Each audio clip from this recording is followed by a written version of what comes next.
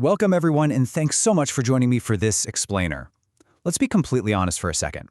For most business owners, administrative work is, well, it's a stressful, tedious necessity. It's the stuff you dread doing at the end of a long week. But you know what? It really doesn't have to be. Today we're diving deep into Sage Business Cloud Accounting, which you might also know as Sage Online Accounting.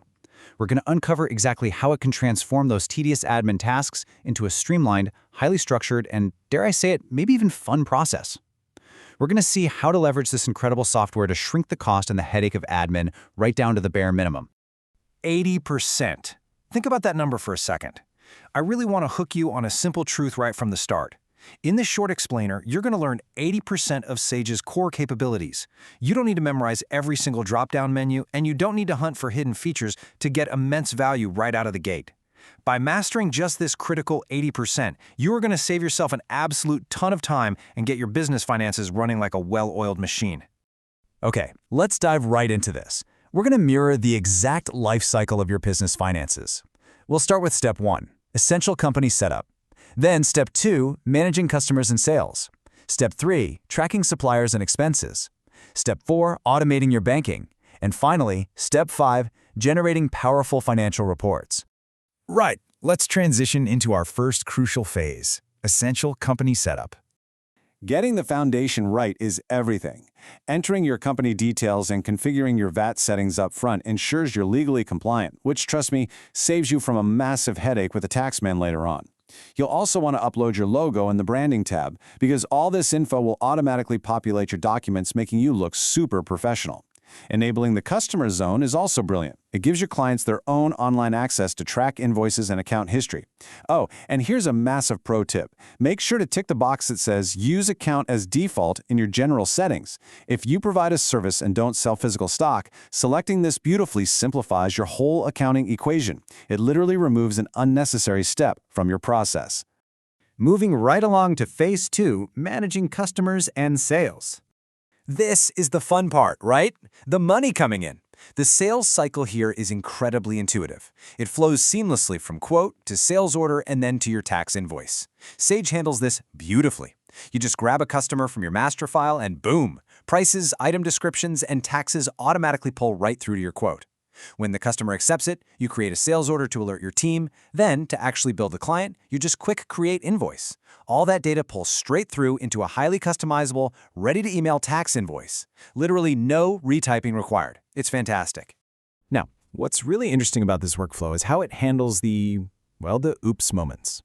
Let's say there's incorrect invoicing or goods get returned. Instead of panicking, you just issue a credit note.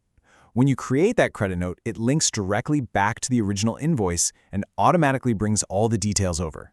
It documents the returned items back into your physical stock and corrects the financial balance instantly. It completely takes the headache out of returns and mistakes. Let's pivot now to the other side of the coin, Phase 3, Tracking Suppliers and Expenses. Just like the sales cycle, tracking your expenses follows a very clear, automated workflow. Purchase order, supplier invoice, and then update inventory and bill.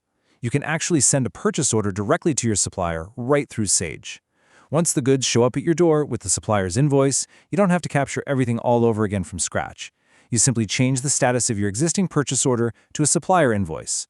Once you save that transaction, the software automatically updates your inventory database, adding the newly purchased items to your current stock, and it creates a bill for you to pay later. It is just beautifully efficient. Now we transition into my absolute favorite part of the software, Phase 4, Automating your banking. We've all known the hard way, haven't we? Sitting at a desk with a literal shoebox full of crumpled bank statements and faded receipts, manually typing in every single expense, line by line. Honestly, it's miserable. But the Sage way completely changes the game by linking direct bank feeds. When you link your business bank accounts directly to your Sage online accounting setup, your transactions are securely imported every single day. Instead of tedious manual data entry, you just let the software do the heavy lifting, giving you a preloaded list of yesterday's banking activity, all ready to be categorized. So the crucial point is knowing how to allocate that money as it flows out of your account. If you're paying a supplier invoice that you've already logged, say your PAYE tax for the month, you absolutely must match that payment using the little forky icon on the right side of the banking screen. If you ignore the forky icon, the system won't know that specific bill was paid. On the flip side, for a direct expense where there is no pre-existing bill, like your standard monthly bank charges, you simply pick the correct account from the drop-down list and allocate the funds directly. Super simple. But wait, it gets better. Sage takes this automation even further. You can split complex bank transactions if, say, one single payment needs to be divided across multiple categories. But the real magic, the true game changer, is establishing custom rules. When you set up rules, Sage essentially builds a smart database. It actually learns to automatically match your future bank transactions to specific expenses, incomes, suppliers, or customers. This rule functionality is going to save you an absolute ton of time down the road because it practically eliminates manual data capturing. And finally, we arrive at our last phase, generating powerful financial reports. I absolutely love this point. The reporting aspect of Sage Cloud Accounting is arguably one of its biggest strengths. This is the ultimate reward for getting that first 80% right. When your company's set up, your invoicing, and your bank feeds are all humming along smoothly, the massive payoff is gaining absolute stress-free visibility into your business's health. And the best part? You don't have to crunch a single number yourself. And this brilliantly illustrates the exact reports you have right at your fingertips. You've got a profit and loss report to see exactly what you're making, a balance sheet for a real-time snapshot of where your company stands, and VAT returns broken down perfectly by your specific tax periods.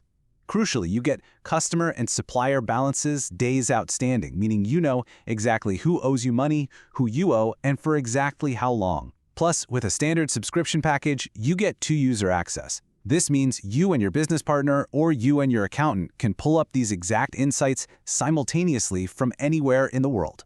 Which brings us to one final empowering question. Are you ready to conquer your admin? By utilizing the 80-20 rule we've talked about today, you can literally turn a mountain of dreaded paperwork into an automated, highly visible workflow. You know how to lay the foundation, process the money in and out, automate your banking, and pull the reports that actually matter. Think about it. If your accounting practically runs itself, what could you finally achieve with all those extra hours in your week? Thank you so much for joining me for this explainer. Now go get your time back.